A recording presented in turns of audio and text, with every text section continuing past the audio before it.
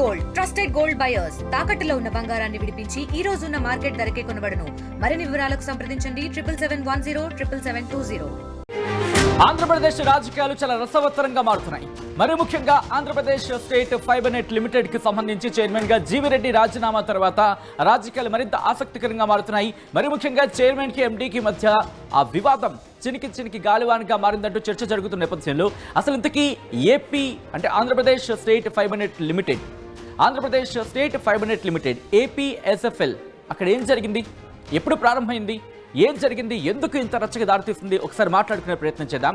ఒకసారి నేను మీకు బ్లాక్ బోర్డ్ దగ్గరికి వెళ్ళిపోయే ప్రయత్నం చేస్తాను, ఆ తర్వాత ఇన్ డీటెయిల్గా ఎక్స్ప్లెయిన్ చేస్తాను. Here is my blackboard. 2015లో ప్రారంభమైంది Andhra Pradesh state fibre net limited. 2015లో ప్రారంభమైనప్పుడు దాంట్లో 8 మంది ఉద్యోగులు ఉన్నారు.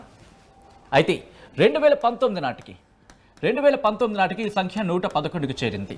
ఎప్పుడు ముఖ్యమంత్రిగా చంద్రబాబు అక్కడి నుంచి అంటే ఎన్నికల్లో ఓటమికి ముందు అంటే చంద్రబాబు టైంలో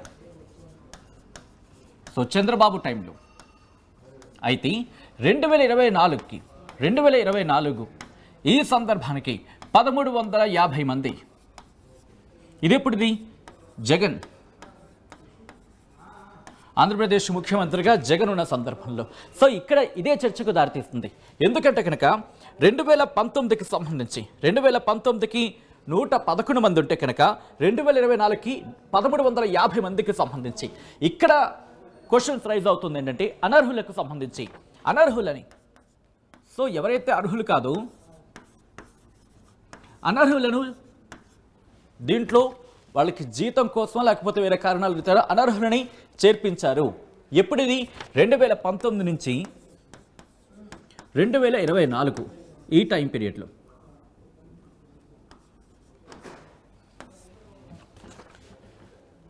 సో ఇక్కడిది బ్రీఫ్గా మాట్లాడుకుంటే కనుక 2024 ఎలక్షన్స్ జరిగాయి. 2024 ఎన్నికల్లో కూటమి ప్రభుత్వం వచ్చింది. కూటమి ప్రభుత్వం వచ్చిన తర్వాత అక్కడేం జరిగింది? సో ఏపీఎస్ఎఫ్ఎల్కి సంబంధించి సీజ్ చేయడం జరిగింది. ఏపీఎస్ఎఫ్ఎల్ను సీజ్ చేశారు. సీజ్ చేసిన పరిస్థితి. దీంతో పాటు ఇది ఎప్పుడు జరిగింది? దాదాపుగా ఇటు జూన్లో రిజల్ట్స్ వచ్చిన తర్వాత సెప్టెంబర్ నాటికి, ఆ తర్వాత సెప్టెంబర్ వచ్చినప్పటికీ 2024 సెప్టెంబర్లో ఈ రికార్డ్స్ అన్నిటిని స్కాన్ చేశారు, వాటిని భద్రపరిచారు. స్కాన్ చేసి భద్రపరచడం జరిగింది. స్కాన్ చేశారు, అలాగే భద్రపరిచారు. ఆ తర్వాత చూసుకుంటే ఇదే సెప్టెంబర్లో తిరిగి ప్రారంభించడం జరిగింది. ఇది ఏపీఎస్ఎఫ్ఎల్ను ఇదే సెప్టెంబర్లో తిరిగి ప్రారంభించిన పరిస్థితి.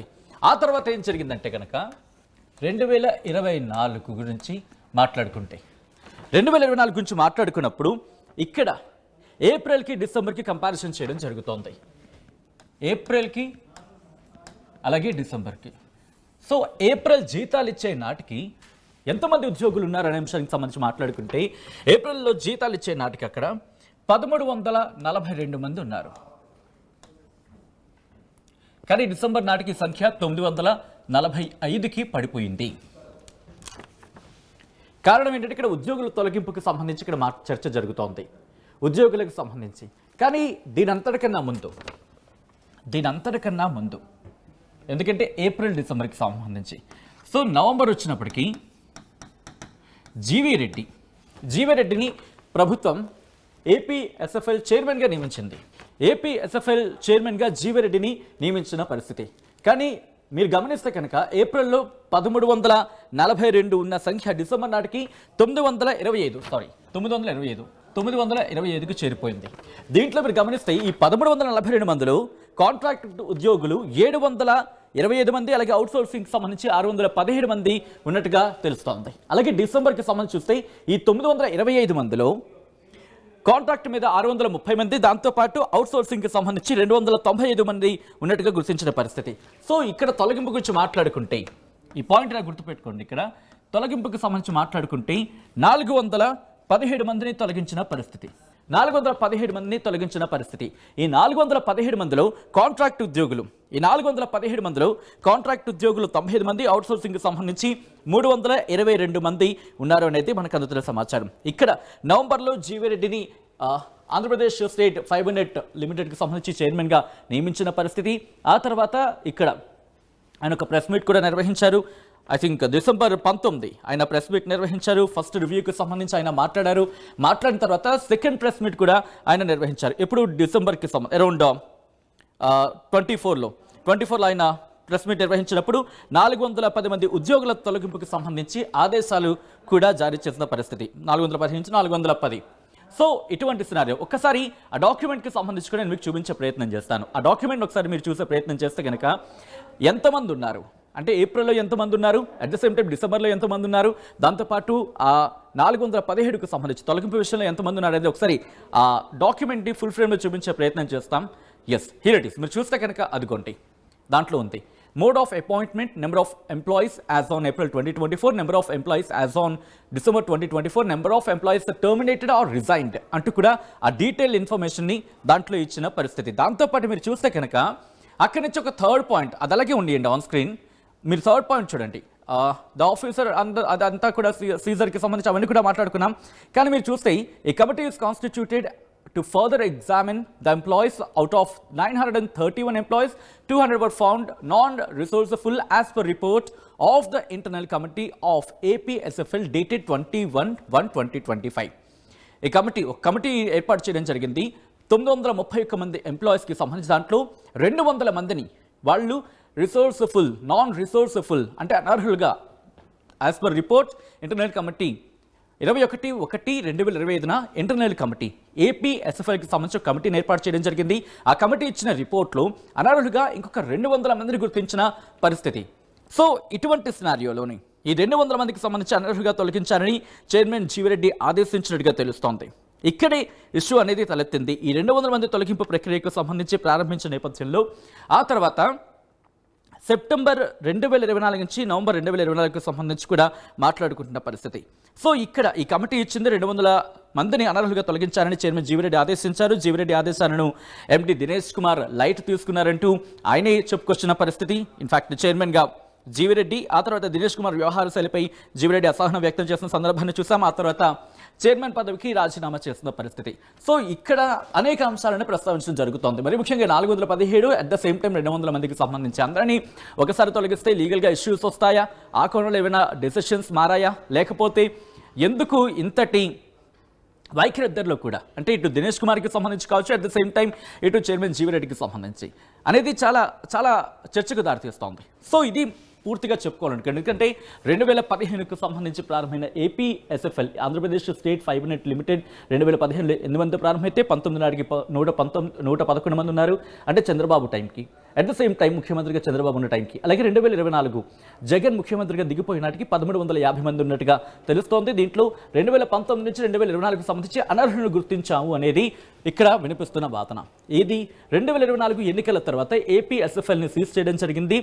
ఎన్నికల ఫలితాల తర్వాత కూటమి ప్రభుత్వం వచ్చిన తర్వాత దాంతో సెప్టెంబర్లో వాటిని ఆ డాక్యుమెంట్స్ని స్కాన్ చేశారు, భద్రపరిచారు. దాంతోపాటు సెప్టెంబర్లో మళ్ళీ వాటిని తిరిగి ప్రారంభించడం జరిగింది.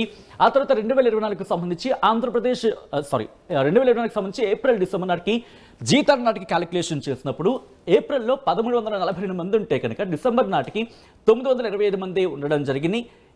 ఇటువంటి సినారియోలోని 417 మంది ఉద్యోగులతో అంటే అరౌండ్ 400 మందికి సంబంధించి అనుకోవచ్చు.